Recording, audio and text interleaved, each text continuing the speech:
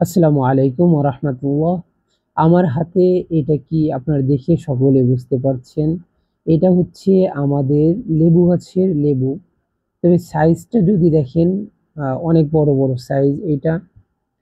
আমাদের লেবু গাছে প্রচুর পরিমাণে লেবু হয়। পুরা গাছটা ভরে যায় লেবু দিয়ে, বাট এখন একটু কম আছে। যার কারণ হচ্ছে কোরবানির সময় অনেকে এখান থেকে পেড়ে নিয়ে গেছে। গরুর গোশের সাথে লেবু না হলে কি চলে? তো গ্রামের অনেকেই আমাদের এই লেবু গাছ থেকে লেবু নিয়ে থাকে।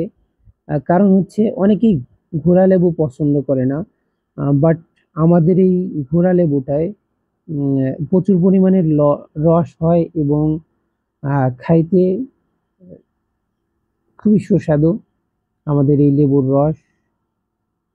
যার জন্য এলাকার অনেকেই এসে আমাদের এখান থেকে লেবু নিয়ে থাকে।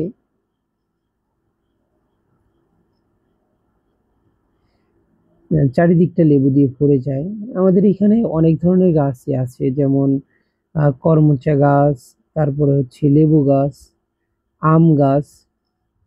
এইদিকে আমাদের আইজামনি চলে এসেছে, ওনার নানার সাথে গিয়েছিল আইসক্রিম কিনতে। আর সাত সকালে উনি একটা আইসক্রিম নিয়ে আসছে।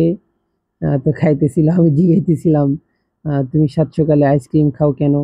তো উনি বয়া দেখে বলতেছিল, এটা কি মামা, এটা কি বলো? এই যে খুবই মিষ্টি। তো আপনাদের সকলের দাওয়াত রইল আমাদের গ্রামে, সকলে আসবেন। আমাদের বিভিন্ন ধরনের ফল গাছ রয়েছে, যেমন আম গাছ, জাম গাছ, কাঁঠাল গাছ, তারপরে হচ্ছে আরো বিভিন্ন ধরনের গাছ রয়েছে। সব আপনাদেরকে খাওয়াবো ইনশাল্লাহ। সকলে আসবেন আমাদের গ্রামে ঘুরতে, সকলের ভালো লাগবে। দাওয়াত রইল, আপনারা আসবেন ইনশাআল্লাহ। সকলে সুস্থ থাকবেন, ভালো থাকবেন।